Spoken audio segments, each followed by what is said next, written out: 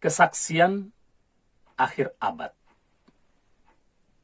Karya W.S. Rendra.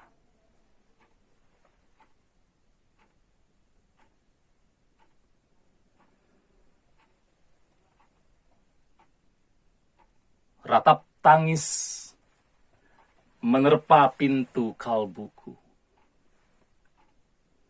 Bau anyir darah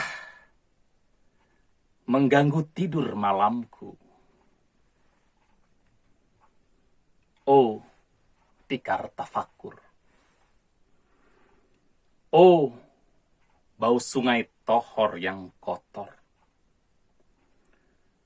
Bagaimana aku akan bisa membaca keadaan ini?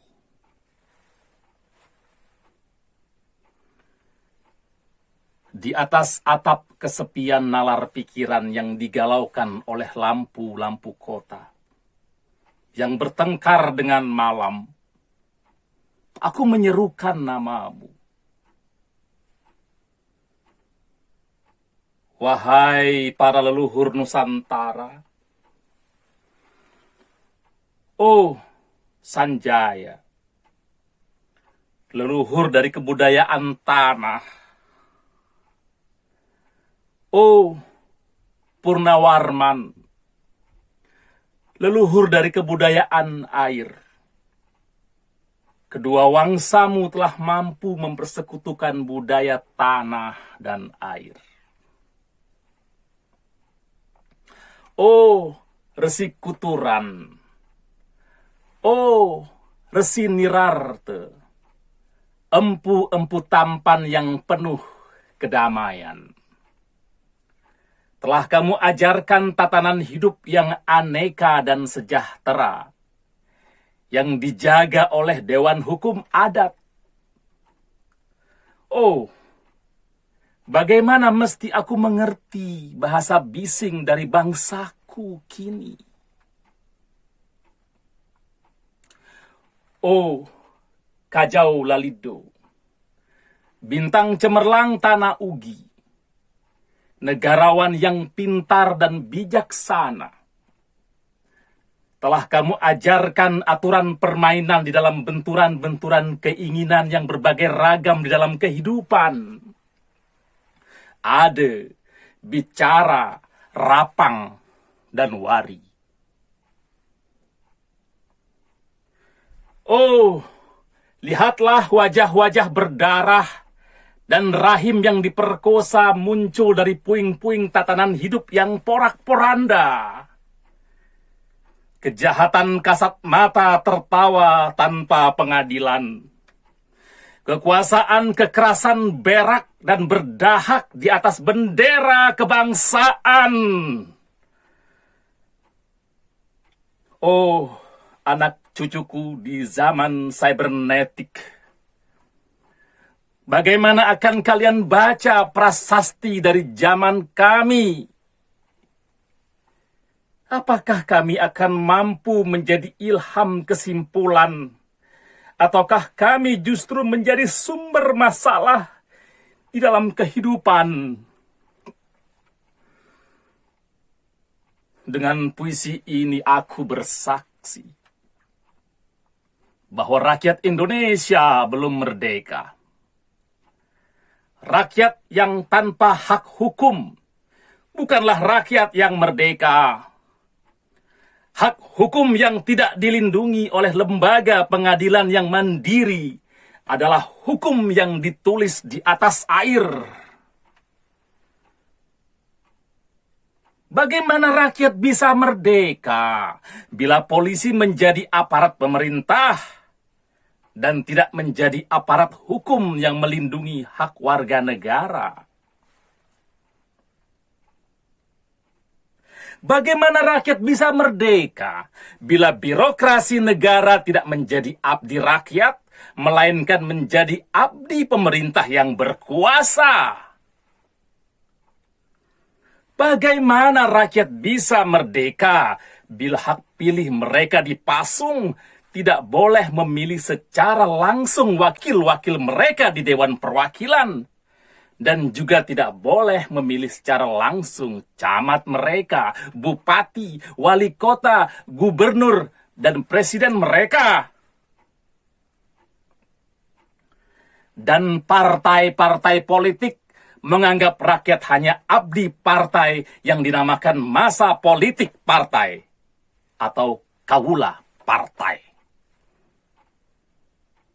Bagaimana rakyat bisa merdeka bila pemerintah melecehkan perdagangan antar daerah dan mengembangkan merkantilisme Dendels sehingga rela menekan kesejahteraan buruh, petani, nelayan, guru, dan serdadu berpangkat rendah?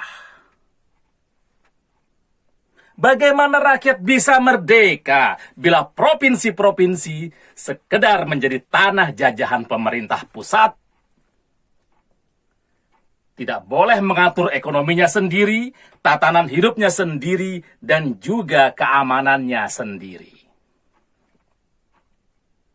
Ayam, serigala, macan, ataupun gajah, semuanya peka pada wilayahnya.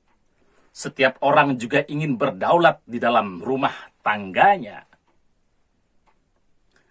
Setiap penduduk ingin berdaulat di dalam kampungnya.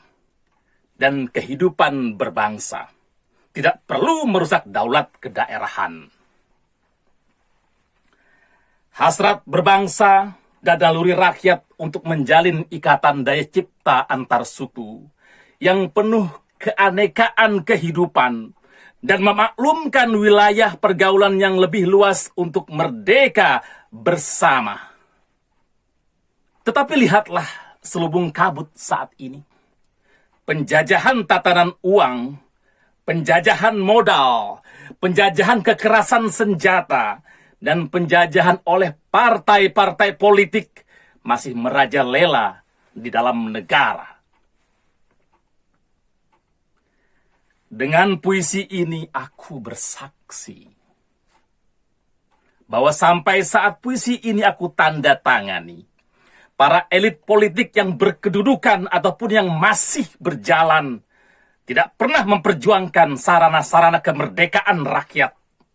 Mereka hanya rusuh dan gaduh memperjuangkan kedaulatan golongan dan partainya sendiri. Mereka hanya bergulat untuk posisi sendiri.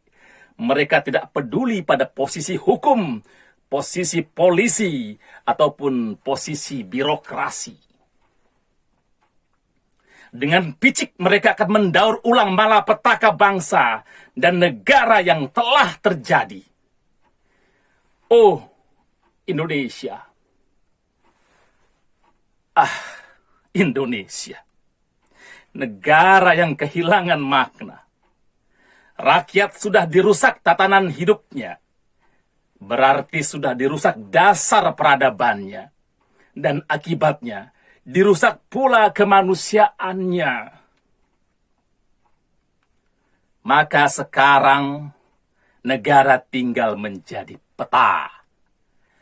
Itu pun peta yang lusuh dan hampir sobek pula. Pendangkalan kehidupan bangsa telah terjadi. Tata nilai rancu, dusta, pencurian, penjajahan, dan kekerasan halal. Manusia sekedar semak belukar yang gampang dikacau dan dibakar. Paket-paket pikiran mudah dijajakan. Penalaran amanah yang salah mendorong rakyat terpecah belah. Rakyat tak mungkin kembali diutuhkan tanpa rakyatnya dimanusiakan. Dan manusia tak mungkin menjadi manusia tanpa dihidupkan hati nuraninya. Hati nurani adalah hakim adil untuk diri kita sendiri. Hati nurani adalah sendi dari kesadaran akan kemerdekaan pribadi. Dengan puisi ini aku bersaksi bahwa hati nurani itu meski dibakar tidak bisa menjadi abu. Hati nurani senantiasa bisa bersemi meski sudah ditebang putus di batang. Begitulah fitrah manusia, ciptaan Tuhan yang Maha Esa.